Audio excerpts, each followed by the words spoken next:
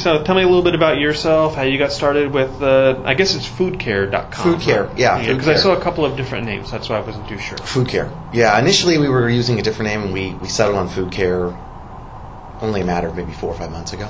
Okay. My background is a mix of management consulting, mostly in enterprise cloud computing. So I've worked at places like Accenture and Deloitte, and startups. So I've worked in a few different startups here in Silicon Valley, and I've worked with dozens of startups in advisory roles, consulting roles. The company that I worked in previous to FoodCare, we did sales and marketing and channel distribution work for startups. So we helped startups essentially think through how to build out a channel of partners that could do reselling for them, or how to build a direct sales force up themselves. We did a lot of indirect sales for companies.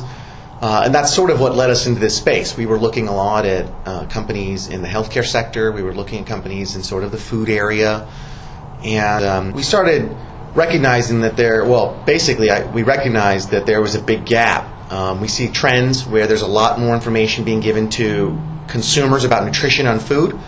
There's a trend. Nutrition's becoming a component of the healthcare side of the story. We're moving to preventative healthcare models. Nutrition's not previously really been a big part of the care model for individuals. So we said, okay, nutrition's going to come up there. We're seeing on food, every single kind of food startup out there is trying to give more nutrition information. Really, they're trying to give information about dietary preferences. So restrictions and preferences. So I've got diabetes, but I'm also want to eat a kosher diet or a vegan diet. It starts to get complicated to deliver that kind of very personalized guidance to users of your food site or whatever it might be. And we saw there was a real gap in terms of the kind of solutions that could adequately give clinical nutrition guidance to patients, that could also deliver specific targeting of food items and dietary preferences from, say, a food company's perspective. And we envisioned what it would pretty much take to build such a solution. You don't really know until you build it exactly how complicated it's going to be. I sensed that we were going to have to use a big data type of approach to get this done. No prior art, nobody's ever really delved into that world before. That turned out to be totally accurate, and we had to build a pretty sophisticated Hadoop stack to deliver the kind of nutrition guidance we give. But anyhow, we saw the space, and we were looking at consolidating from working with several startups to just one or two. And ultimately, we saw the space and we liked it so much, we decided to just completely go all in this category, and that gave birth to FoodCare, which we incorporated in February of 2012. Oh, okay. Yeah. So you're about a year old now? Just about a year old, yeah. Mm-hmm. Oh, okay. And we worked on it a few months before that, getting it kind of going, but yeah, we're just about a we old. Yeah. Now, how does this is an application? What it's an app, and we have a sort of prototype beta app that demonstrates a little bit of what we do in the App Store right now. We'll soon release sort of our first real mobile app and web app as well. And what we do is we basically translate the nutrition facts of any given dish to your personal specific dietary needs or preferences. So let's just say, for example, I have kidney disease and gout. And I'm looking at a dish that has broccoli and salmon. The nutrition facts of that dish probably look pretty good, pretty healthy dish. If a third party has assigned some kind of score that they've created on their own, that score is probably pretty high. So they're saying this is a 93 out of 100 healthy, this particular meal. However, for that individual with advanced kidney disease and gout, this is an entirely inappropriate dish. The phosphorus in the broccoli, the purines in the salmon are inappropriate for this specific individual. So we're able to translate the nutrition facts of any dish to your personal needs. So if you've got diabetes, if you've got kidney disease, hypertension, high cholesterol, gout, osteoporosis, you name it, what you're interested in is not just the nutrition facts for a dish and all these nutrients. I want to know what it means for me. Is this within the dietary guidelines that I should be paying attention to? If it's not, how far out is it? And what's wrong with it? And so that's essentially what our platform does. We can do it on any food item, whether that be a restaurant dish, a frozen prepared meal, or any recipe, we're able to give you what we call nutrition insight on that food item. And that can be for your clinical dietary guidelines, and it can be for your personal preferences: kosher, vegan, halal, organic, non-GMO, etc. So to do that, we have to perform, hundreds of millions of calculations every time you want to search on chicken recipes, because we've got to really deconstruct them, perform a bunch of calculations, and then explain to you what this meal means. So how does this all work? Like, let's say they went to a restaurant and you just see the menu item. Can it determine the dietary structure of that? Not unless we actually know the nutrition facts of a meal. So we don't use, there are new approaches to inferring what the relative health of a dish may be.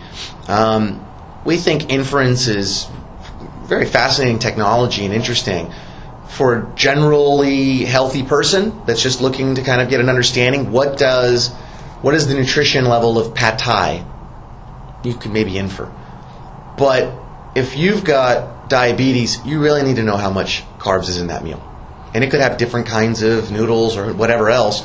It could significantly affect it. If you've got hypertension, you never really know how much sodium's been added, certainly to a restaurant meal. There are plenty of restaurant meals that look totally innocuous that have 3,500 milligrams of sodium, which is nearly 2 times what you should have in a day, or certainly a lot for one meal. So no, we don't use inference. If that data is publicly available, we've probably grabbed it. And we also have a platform for restaurants, food manufacturers, food businesses, that they can actually put their recipes into our system. We tell them in real time as they're adding ingredients all the major chronic health conditions and dietary profiles that their dish is going to be appropriate for. Consumers will be able to do this using our platform very soon as well. So I just found out that my wife has kidney disease. As I'm taking a family recipe and adding it into the FoodCare system, which takes a few minutes, just creating a recipe, we're telling you in real time, is it appropriate for your loved one's dietary restrictions that you're just learning about. So this solves a big problem for both consumers who are trying to figure out how to live with very unique dietary restrictions, and for food businesses that would like to understand, hey, is there anyone in town that has hypertension that would like to come eat here? And it would make a difference if we could just show them, here's the 5 dishes that are perfectly great for you. Right? And so we sort of solve both sides of the equation from that perspective. And then we have platform solutions for the healthcare industry as well, which is a little different part of our business. But does that kind of give you a good sense of what we're doing and how it works? Sense. Yeah. Okay. So how do people find out more about health, FoodCare, and where can they go about getting your service? Well, our beta app, which won't be around much longer, that's up on the App Store. It's called Everyone Eat. Get there, just search FoodCare, you find it. Soon enough, we will be letting consumers freely log in and create user profiles in FoodCare. So that will be at foodcare.com via the web. It will be via a mobile app that we're pushing to the store. That's just the FoodCare app. And those are the 2 primary ways you'll engage directly with FoodCare. Also, some stuff we're doing with Facebook. But that's how you'll engage with FoodCare directly.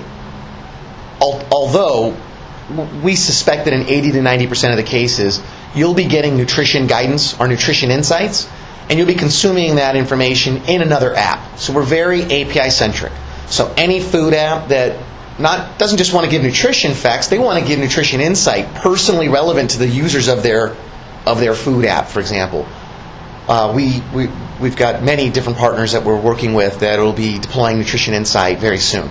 mHealth apps that have specific patient populations in mind, even medical devices like blood glucose monitors, where individuals logging their blood glucose, the insulin the amount of insulin they're taking, and they want to log food items and see if there aren't any trends there around how it's impacting their overall management of diabetes.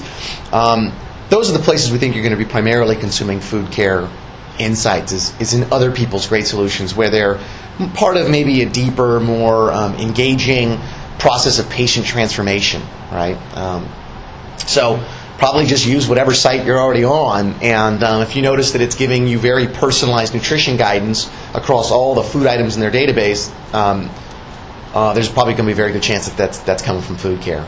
There's nothing else like us that's quite so focused on this ability to crunch big data analysis of the nutrition facts and personalize them to individual users, and then and deliver that information. That's kind of our sweet spot. Yeah, what I liked about this app is a little bit different than what I've seen before. Most of the other websites I've seen that do nutritional information, they're taking either a packaged good, which it already has a brand name on there. It says that this is what it is, and they've taken basically how much sodium is in there and total net carbs and how much fiber, and did those calculations and say, okay, well, based on the information given, this is good for you or bad for you, and they're just doing basic things, like maybe they might even just be looking at the glycemic index. Yeah. But it's not dynamic. It's not dynamic. It's also feedback we're getting from users, also special users in our new app that we'll release. It just feels a lot more personal when you've configured it for your age, your gender, your height, weight, your activity level, your conditions, and then that's what's being translated to you in real time. That's how you're viewing it. We see there's this huge, very meaningful feeling that individuals have that this is actually really worth me paying attention to and trying to figure out what's appropriate for me or not. We also allow dietitians through a different healthcare platform that we have, personalized dietary guidance for anybody. So they could personalize 150 different nutrients. For example, you need a certain amount of iron every day. I need to restrict. There's actually a person came across us that's allergic to vitamin K. What do you do with that, right? So dietitians can create very fine-tuned nutrition guidance. Normally, that would be put on a piece of paper and handed to the patient. Hey, good luck. Follow all this. Don't eat vitamin K. That's a tall order. Our platform can take that guidance from a dietitian and then instantly put it into action. So 2 seconds later, you load up the app and you're seeing new translations of all these food items. And so, yeah, that personalization, I think, is something that's going to be very important for a lot of people. Not everybody, but for many, many people. We also are supporting meal logging in a new way. The traditional approach to meal logging was add item, and it would just sort of add up your calories through the day, add up your sodium through the day, and then in a semi-static way show you where you're at. We're doing something that's a little more advanced. We're doing dynamic dietary guidance. So an example of that would be, let's assume that I'm on I've got high cholesterol and I'm on a 150 milligram a day cholesterol limit, meaning 50 milligrams per meal. So for breakfast I can have 50 milligrams of cholesterol, lunch and dinner. And let's assume I'm looking at a breakfast item that has 140 milligrams of cholesterol. Not hard to do for breakfast. Bacon and an egg, you'll get there quick. Yeah. But I'm looking at the item. It's showing me this is way out of range, but I choose to eat it anyhow, and I log that. Come lunchtime, you really only have 10 milligrams of cholesterol left for the day, right? So for lunch now, we're showing you dishes with 5 milligrams of cholesterol or less as being appropriate for passing your dietary guidelines. So we can dynamically change that. If you have 10 milligrams of cholesterol for lunch, at dinner we're only going to be showing you 0 cholesterol meals in terms of getting into compliance with your guidelines for the given day. Again, that's personal and it's dynamic. It can change throughout the day based on what I choose to do. So if you're going to go eat a steak for dinner, we'll probably want to suggest to you very low purine foods for lunch and for breakfast. You could reverse engineer your day. You could pre-log dinner and then look at breakfast and see what that means. So we think that's going to be important too. But again, we suspect that that's something that you'll be interacting with as a part of some other app that you're already using, or it's part of your day in some way. So yeah. Okay. So is there anything else you want to tell me about FoodCare? No, I mean that's basically our story. We're half a food startup. We're half a healthcare startup. Where I think we're anchored is the 150 million Americans that have a nutrition-related chronic disease, where it gets very difficult to understand what can I eat with this condition, or I've got unique dietary preferences, on top of that, or even aside from that. That's sort of where we're playing, and we see this huge focus on preventative health care as not really having the right kinds of solutions to deliver nutrition guidance to the masses, if you will. So long term, we think we're going to be, a part and parcel of many healthcare companies, healthcare systems, programs for treating their patients. Rather than just tell folks, well, start eating healthier, we could do a lot better than that and give much more targeted guidance. And we think that's going to improve healthcare outcomes just enough to make a huge impact on our costs, which everyone's looking at right now. So I guess that's the food care story. Okay. Been an exciting, first year, but really the first year I think for startups is absolutely not the exciting year, because that's the year where you're just building stuff in a room and you hardly even get outside to talk to anybody. Now we're working with very large global food companies, we're working with big healthcare companies, and it's a little more fun now than maybe 3 or 4 months ago when we were just in the basement cranking away. But that's food care. If anybody listening, needs a nutrition API, we provide free nutrition data for all your basic food items and nutrition facts. We think that's the commodity. We think that's just in the nutrition wars. We think that there's no money to be made there. But for the insights, we're setting up great partnerships. We're cutting great deals with a lot of companies, and we're easy to talk to. So that's our story. Yeah. Okay. Well, thank you. Well, thank you for having me. Appreciate it.